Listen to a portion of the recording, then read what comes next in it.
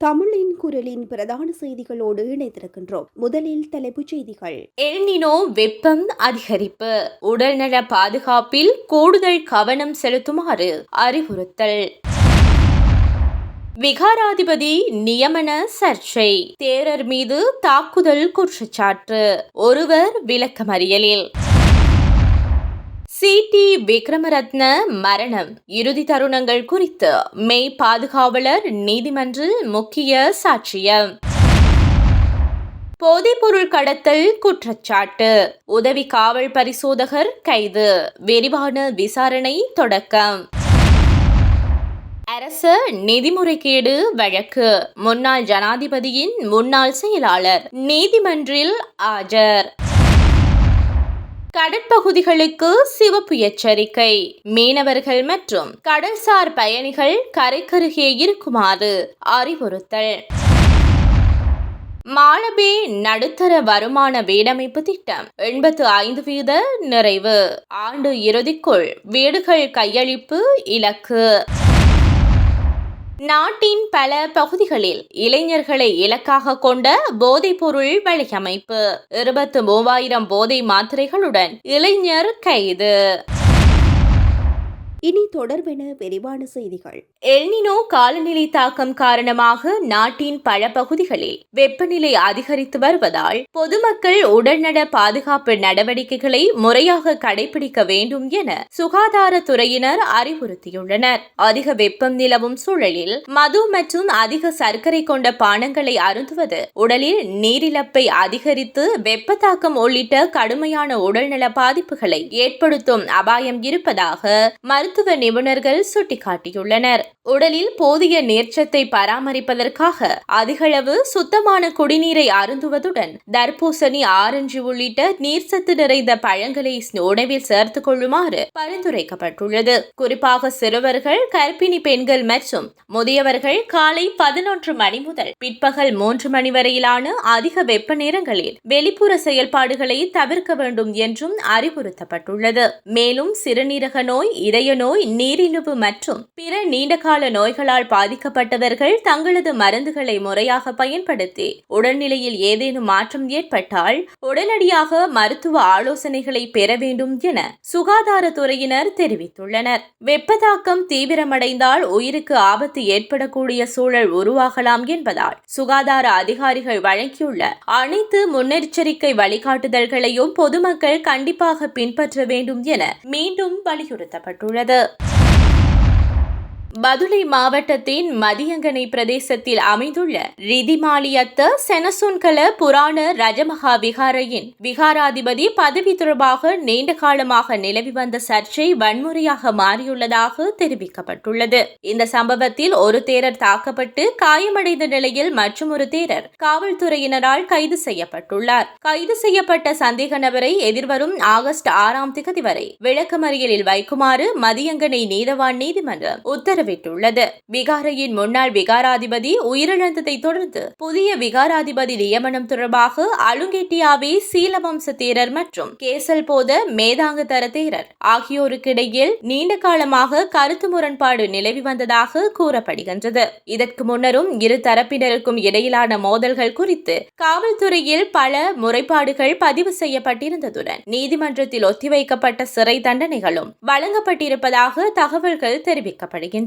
இந்த நிலையில் கடந்த 24ஆம் தேதி தாம் விகாராதிபதியாக நியமிக்கப்பட்டதாக கூறப்படும் ஆவணத்துடன் விகாரைக்கு வந்த சீலவம்ச தேரர் அங்கிருந்த மேதாங்கர தேரரிடம் விகாரையின் சாவியை ஒப்படைக்குமாறு கோரியதாக கூறப்படுகின்றது. இதனைத் தொடர்ந்து ஏற்பட்ட வாக்குவாதம் மோதலாக மாறியதில் மேதாங்கர தேரர் தாக்கப்பட்டதாக விசாரணைகளில் தெரிய வந்துள்ளது.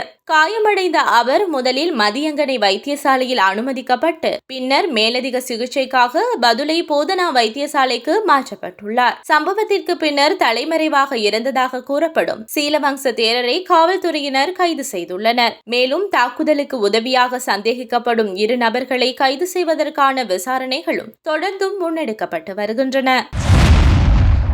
முன்னாள் பொலிஸ்மா அதிபர் சி.டி. விக்ரமரத்ன உயிரிழந்த சம்பவம் தொடர்பான நீதவான் விசாரணையில் அவரது நீண்டகால மெய்பாதுகாவலர் முக்கிய தகவல்களை நீதிமன்றத்தில் வெளியிட்டுள்ளார். கடுவலை நீதவான் நீதிமன்றத்தில் நடைபெற்ற விசாரணையின் போது பாதுகாப்பு அதிகாரியான போலீஸ் சார்ஜென்ட் R.M. பிரசன்ன சாட்சியம் அளித்துள்ளார். இவர் கடந்த 16 ஆண்டுகளுக்கு மேலாக சி.டி. விக்ரமரத்னவின் தனிப்பட்ட பாதுகாப்பு அதிகாரியாக பணியாற்றியிருந்தது குறிப்பிடத்தக்கது. சம்பவம் நடைபெற்ற நாளில் வழக்கத்திற்கு மாறாக முன்னாள் பொலிஸ்மா அதிபர் தனது சேவை துப்பாக்கியை பரிசோதிக்க வேண்டும் என கூறி முதலில் துப்பாக்கியையும் பின்னர் தோட்டாக்கள் அடங்கிய மெகசினையும் பெற்றுக்கொண்டதாக அவர் கூறியிருந்தார். அதனைத் தொடர்ந்து உடற்பயிற்சிக்கு செல்லும் முன் குடிநீர் பாட்டிலை எடுத்து வருமாறு கூறியதால் தாம் அங்கிருந்து சென்றதாகவும் சில நொடிகளில் துப்பாக்கி சத்தம் கேட்டதை தொடர்ந்து விரைந்து திரும்பி வந்தபோது அவர் காயமடைந்த நிலையில் கிடந்ததாகவும் சாட்சியத்தில் தெரிவிக்கப்பட்டுள்ளது.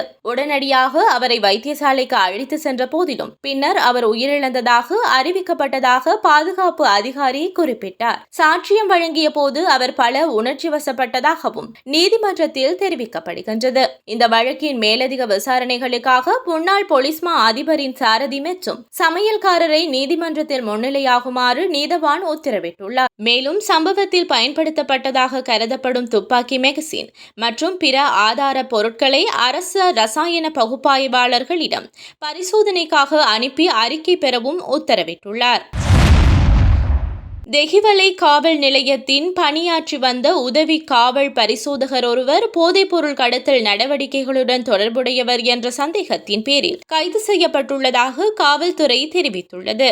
கைது செய்யப்பட்ட அதிகாரி சுமார் 3 ஆண்டுகளாக காவல்துறையில் பணியாற்றி வந்ததுடன் மாத்தறை பகுதியைச் சேர்ந்தவர் என ஆரம்பகட்ட தகவல்கள் தெரிவிக்கின்றன.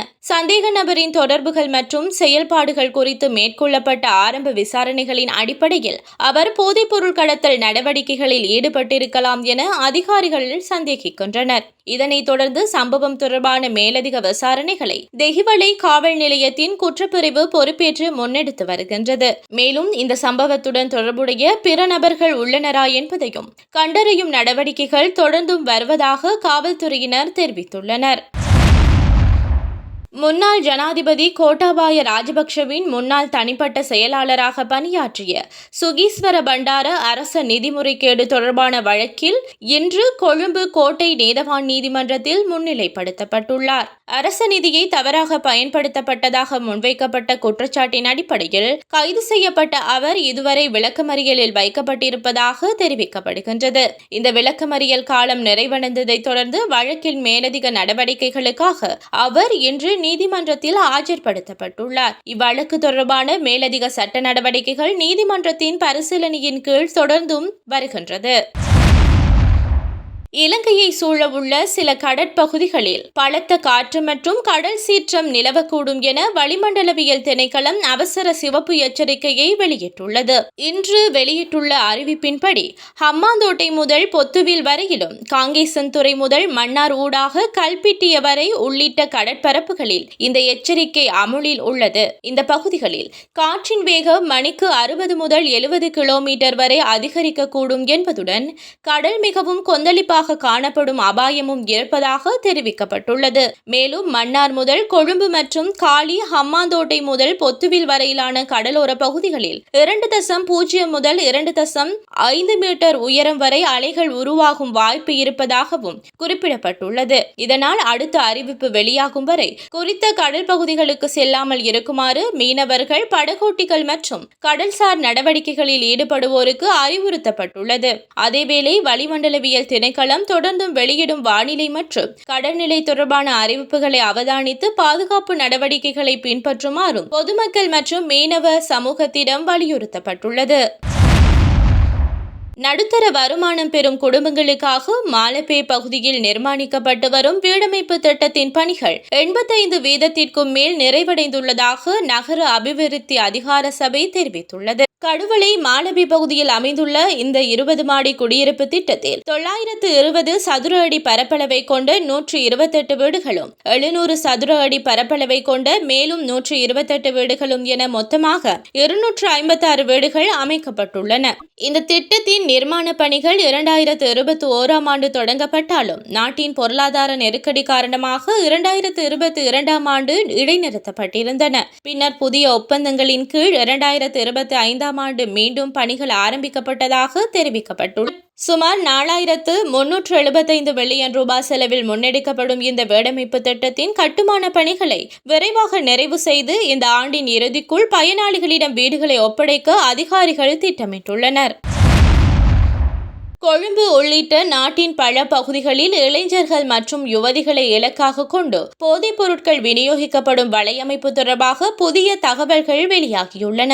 அதன் ஒரு பகுதியாக 23,000 போதை மாத்திரைகள் மற்றும் ஹெரோயின் வைத்திருந்ததாக சந்தேகிக்கப்படும் 20 வயதுடைய இளைஞர் ஒருவரை மாளிகாவத்தை போலீசார் கைது செய்துள்ளனர். போலீசார் மேற்கொண்ட விசாரணையின் அடிப்படையில் இசை நிகழ்ச்சிகள் மற்றும் தனியார் விருந்துகளில் கலந்து கொள்ளும் இளைஞர்களை இலக்காக கொண்டு இந்த போதைப் பொருட்கள் விநியோகிக்கப்பட்டதாக ஆரம்பகட்ட தகவல்கள் தெரிவிக்கின்றன. மேலும் கைதான சந்தேக நபரிடம் இருந்து பெறப்பட்ட தகவல்களின் அடிப்படையில் இந்த போதை மாத்திரைகள் கொழும்பில் மட்டுமின்றி நாட்டின் பல மாகாணங்களிலும் விநியோகிக்க திட்டமிடப்பட்டுள்ளதாக விசாரணைகளில் தெரிய வந்துள்ளது. ஒரு போதை மாத்திரையின் சந்தை மதிப்பு சுமார் 100 ரூபாய் என்றாலும் அவை 200 ரூபாய்க்கு அதிகமான விலையில் விற்பனை செய்யப்படுவதாகவும் போலீசார் தெரிவித்திருந்தனர். அத்துடன் சுமார் 800 மில்லிகிராம் ஹெரோயினும் சந்தேக நபரிடமிருந்து கைப்பற்றப்பட்டுள்ளமையும் குறிப்பிடத்தக்கதாக காணப்படுகின்றது. செய்திகளை தெளிவாக தெரிந்து கொள்ள தமிழின் குரல் சேனலை சப்ஸ்கிரைப் செய்யுங்கள்.